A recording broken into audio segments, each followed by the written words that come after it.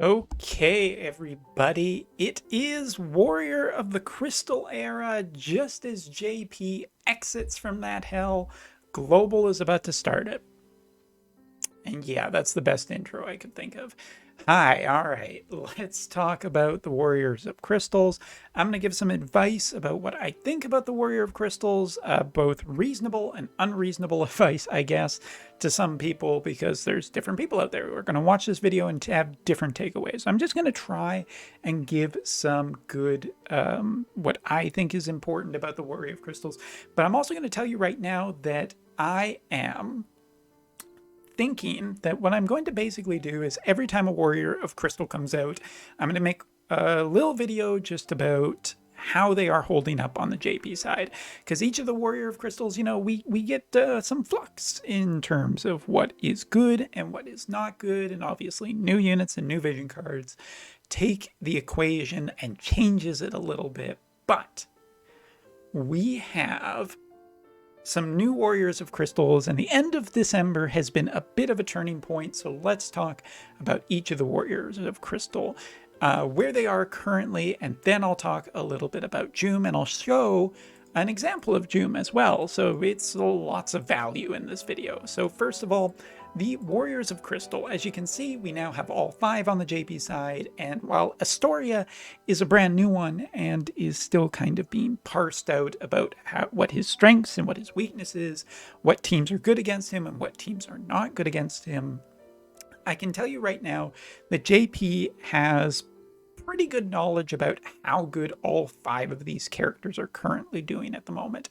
So first of all, Jeume. Jeume is, the wind tank. She's good against physical, and I would say that her biggest competition right now is obviously Celeste, as well as Mont and Charlotte on the JP side. Those are the 3 tanks you see the most often. Charlotte is used primarily only on Thunder teams right now, or if you are 100% certain you're fighting a magical base team. Jeume is kind of just this pure physical tank, and I really still like her because she is capable of dealing against a lot of heavily physical teams, which is currently a thing, strangely enough, on the JP side right now. There's a lot of physical evade teams, so Jeume is actually still pretty good, I would say. Pretty good. We'll talk about more about that in a second. But next up is let's just summarize how I think Jeume's stock currently is. I think it's pretty good because on the JP side there isn't a ton of ice characters being around. Like in terms of the pull forecast, I would say that Jeume and Setia were heavily tried for on the JP side, where the 3 male characters thus far seem to have tried for a little bit less. I definitely say that I have seen Renan sparsely, and I've seen Barris also sparsely, but Barris had a lot more reason for people to essentially get him. And as for Astoria, well, it's early days, so we'll see more about that later, see future videos. I guess hello to you in the future during the Setia, before pre-Setia. Anyway, Jeume, I think, has still reasonably really good stock. On the JP side, there just isn't that many ice teams right now. Not because fire is so prominent. As a matter of fact, we'll get to fire in a second. But I would say that right now, you see Barris because there are evasion teams, not because there are necessarily pure wind-based teams.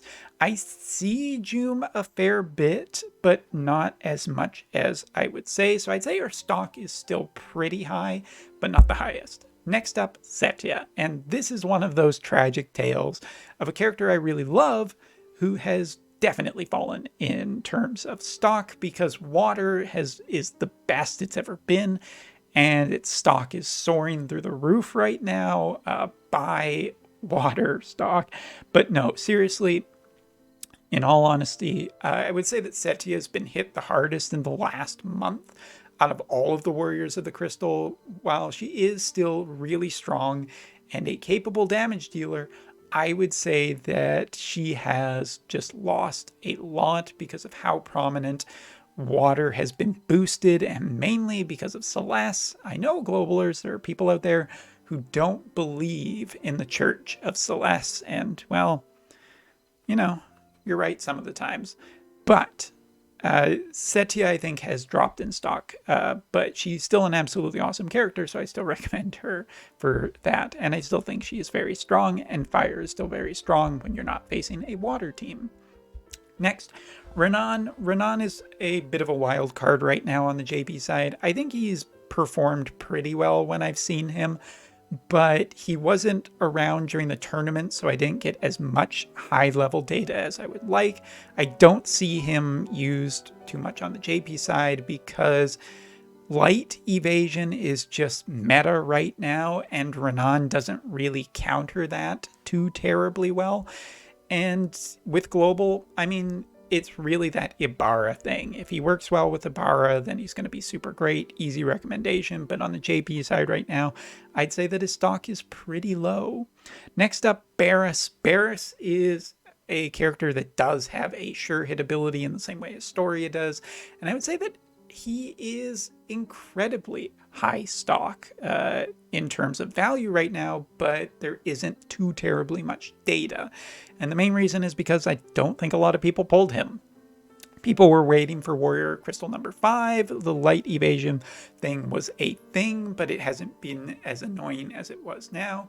I would say that Barris, if there was any kind of select ticket, I would possibly actually get the select ticket to get a Barris, because I think he is pretty good just dealing with evasion units. Not necessarily the best AI that takes the most out of his kit. So yeah, if I was to give out of these 4 characters, I'm going to ignore Astoria for right now because my data on him is pretty limited, and I'd like some more information before I can actually comment on any of that. But Jeume, I would say, is still pretty good stuff. Pretty recommendable because she is a great little physical tank against Slash, and Slash right now is so everywhere. Setia, not so good because water is so strong. Renan, potentially good, but a big question mark because JP doesn't have Ibarra, so it's just Skahal in him, and I don't think that worked out quite as good as I wanted it to. And Barris, great against evasion, but AI is kind of dumb and just doesn't... He's a DPS who is never going to really heal. All right, so that is basically that. So let's take a look at, in terms of some options for tanking. And before we get to the, the one that everyone's come for, which is Jeume. So first of all, let's take a look.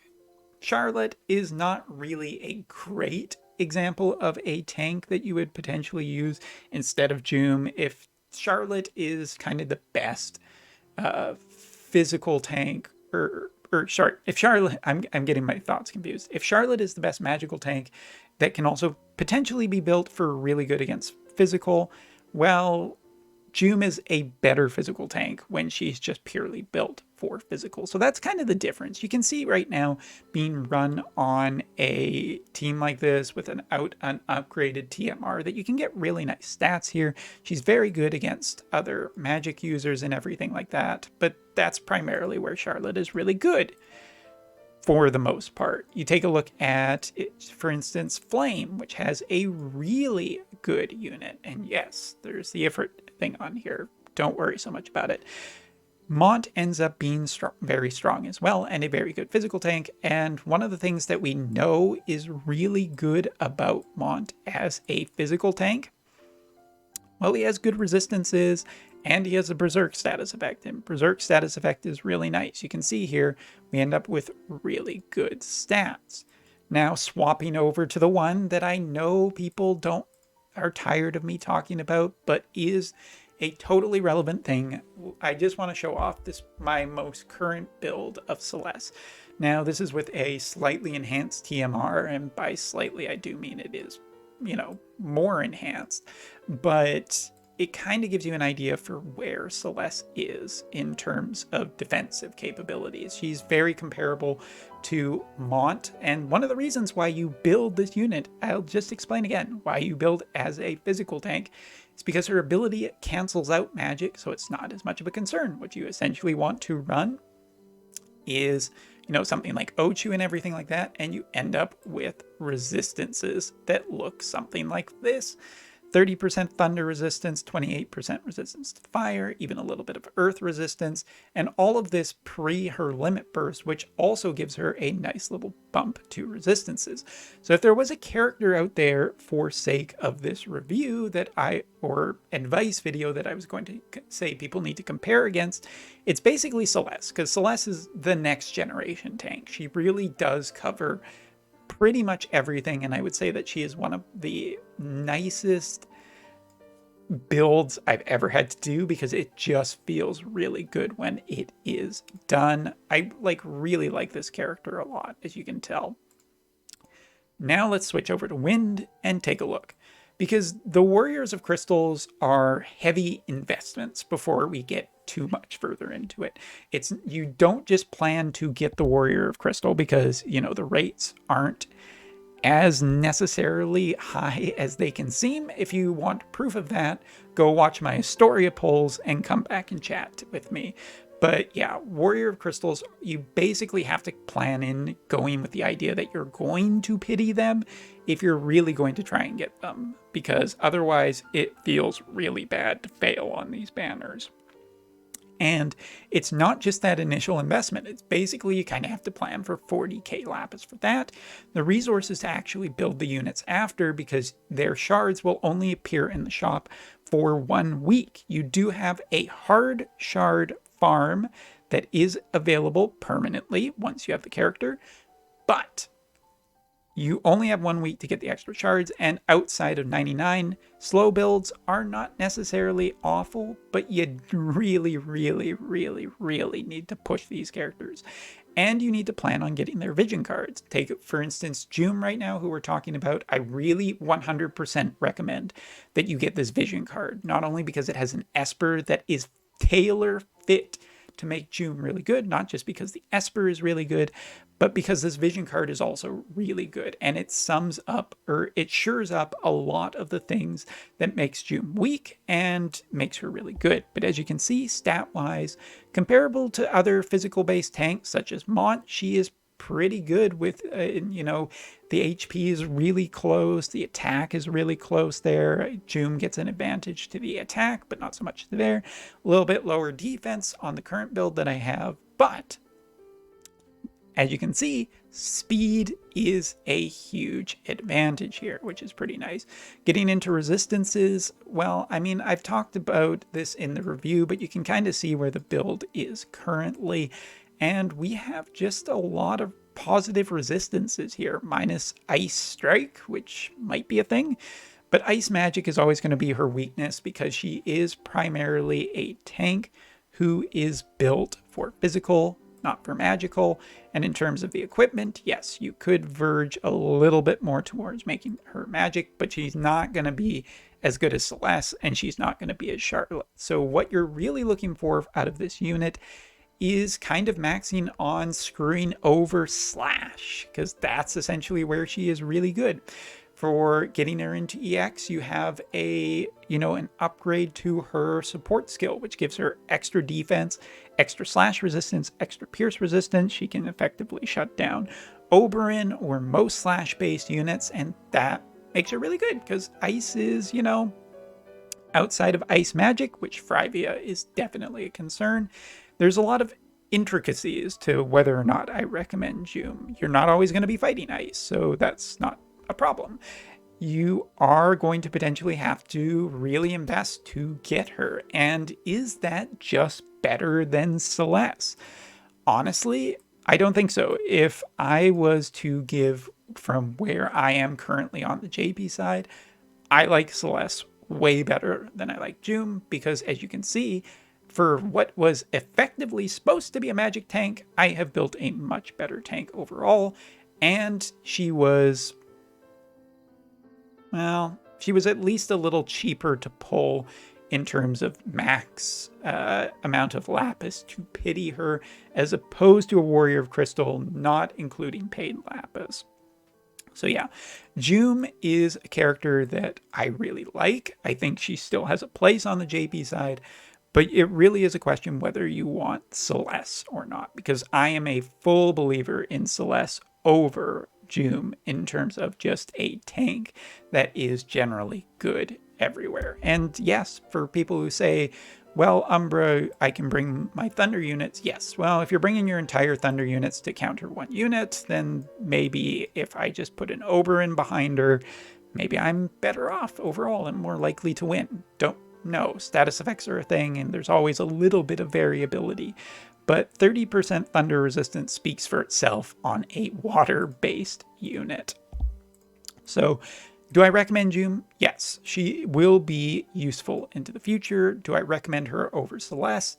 No, I recommend Celeste much higher, but that's further into the future, and it kind of depends where you are. If you also like Tifa as well, then you have 2B. You got a really nice win team that you can make partially evasion based and just really strong in terms of that sense, and just have Jeume there who has AoEs and everything like that, and all of that is really nice. But I am going to talk about two other things to consider with the Warrior of Crystals, which is basically just the banner and what kind of value you can irk off the banner. That's right, I use the term irk. So when one of these banners comes out on the JP side, we have these kind of basically very, very cheap 300 paid lapis, which give you, some extra stuff for building characters and whatnot, but also gives you a multi-pull ticket on the current Warrior of Crystal banner. Now, I am totally recommending playing responsibly. Again, see my Astoria polls if you want that summed up how badly that can go. But one of the things that's pretty nice about the Warrior of Crystal banners is that every month, or every time a Warrior of Crystal comes out, there are these 300 tickets. And they cost about 100, basically the cost of, doing a multi-pull, whether it's a paid multi-pull with that 300 paid or 2,000 lapis, effectively gets you one of these tickets, which can get you awakening materials if you are short on awakening materials, or you can potentially get tablets, which are becoming a problem on the JP side. Just a heads up for globalers. Or last but not least, you have the opportunity to just get a blossom or maybe some character shards if you do end up getting them in the future. There are opportunities to be had here, and before anyone asks, I'll just say this. These shards do not refresh every time a Warrior of Crystal comes out, so do not expect that to be a source. However, what is interesting, if we scroll down here and get rid of that, once these shops do come back, interestingly enough, if you have bought the previous 3 batches, like say, for example, Renan currently was the unit that was just coming out, and I bought all 3 of these in the shop right now. I'm not going to, but I could. When Barris's banner comes out, the shop will come with the 3 batches of Barris shards, but you will also get 1 extra one. So for instance, or for my personal experience, I bought all 3 of the Setia ones in the past. But when Renan's banner came back and when Barris' banner came back, each of them featured 1 more package of 40 shards. So that is a option for people who want, another way of getting character shards. Again, I really recommend that if you are going for any of the Warrior of Crystals, have enough or plan to pity. If you don't have to, great. But not pitying one of these characters, not getting one of these characters, is a really, really, really bad outcome. But if you could do just 1 multi-pull with the cheap paid lapis option, if that is available, and you can get some kind of a benefit like a blossom or some extra awakening mats, they go a long way over time as awakening mats do become, more scarce kind of thing. So that's just my advice, my suggestions, what you can look to do. You can choose to follow it or choose to not follow it. Up to you guys, but hey, there you are. Hope you found this helpful, and I'll give you updates into the future about what I think about the Warriors of Crystals as they keep coming out on Global and how they are faring on the JP side. But hey, Setia is amazing, Astoria is amazing, Jeume's amazing. Renan and Barris are amazing, all in their own right. So if you like one of them, best of luck to you. Anyway, play responsibly. Thanks for watching. Take care. See you next time.